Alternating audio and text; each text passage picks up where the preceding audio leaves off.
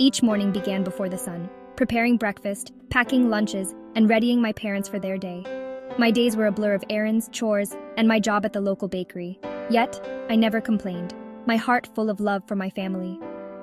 Anna bustled through the day. Her slight frame, hardened by years of tireless work, belied a spirit of steel.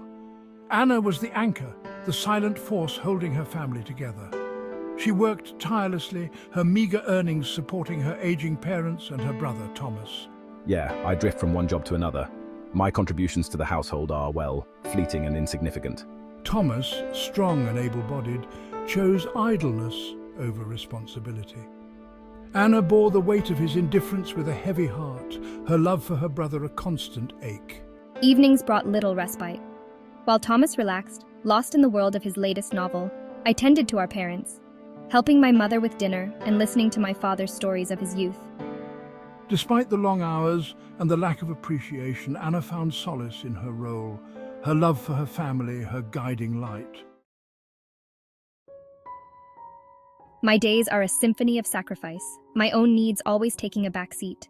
My worn-out shoes and threadbare shawl are constant reminders of my selflessness. I scrimp and save, denying myself even the smallest of luxuries so that my family can live comfortably. Her parents, though well-meaning, were blinded by their struggles. They relied heavily on Anna, their dependence growing with each passing day. Their words, though often kind, lacked the depth of true appreciation. They failed to see the sacrifices she made, the burden she carried on her young shoulders. I guess I've been lost in my world, oblivious to my sister's plight. I accepted her sacrifices as my due, without a second thought.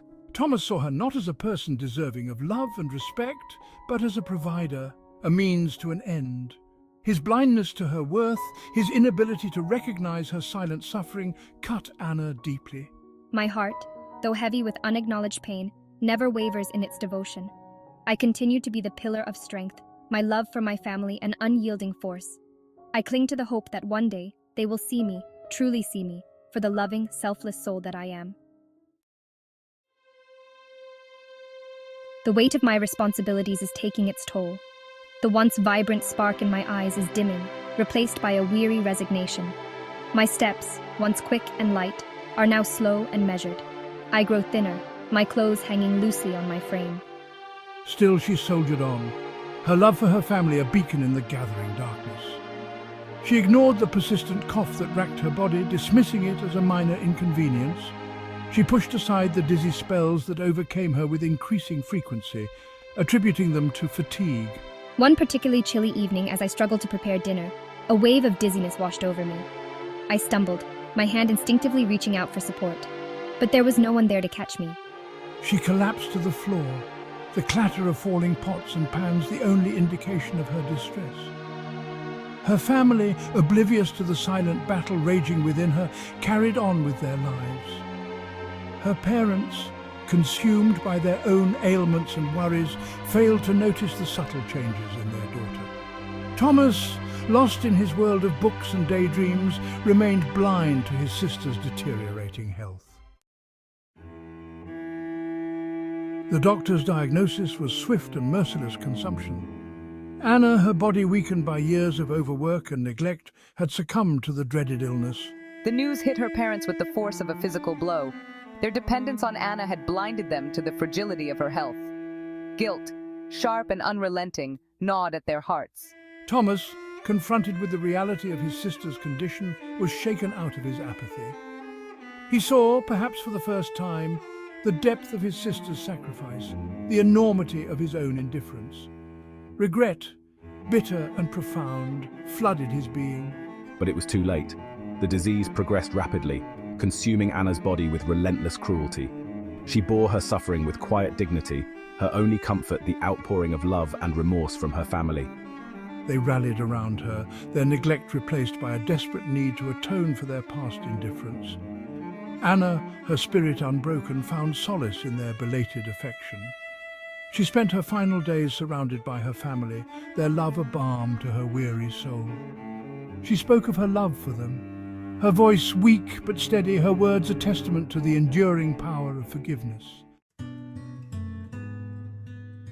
Anna's death left a gaping hole in their lives. The house, once filled with her quiet presence, felt unbearably empty. The silence, once a testament to her tireless work, now echoed with the weight of their loss. Her parents, their health declining rapidly in the wake of her death, were consumed by grief and regret. They were shadows of their former selves, their spirits broken by the realization of their daughter's worth. Thomas, haunted by the ghost of his indifference, was a changed man. He took on the mantle of responsibility, caring for his parents with a dedication that surprised even himself. But his efforts, though commendable, were a poor substitute for the love and care that Anna had so selflessly given. One evening, as Thomas sorted through Anna's meager belongings, he came across a life insurance policy. Anna, in her quiet, selfless way, had ensured that her family would be taken care of even in her absence. The payout, though modest, was a lifeline for the struggling family. As Thomas handed the money to his father, he saw a single tear roll down the old man's cheek.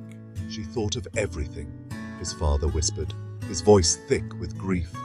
She always put us first, even in death. Thomas, his heart heavy with remorse, could only nod in silent agreement. They had been blind to her worth in life, but her love, like a silent guardian angel, continued to watch over them even from beyond the grave.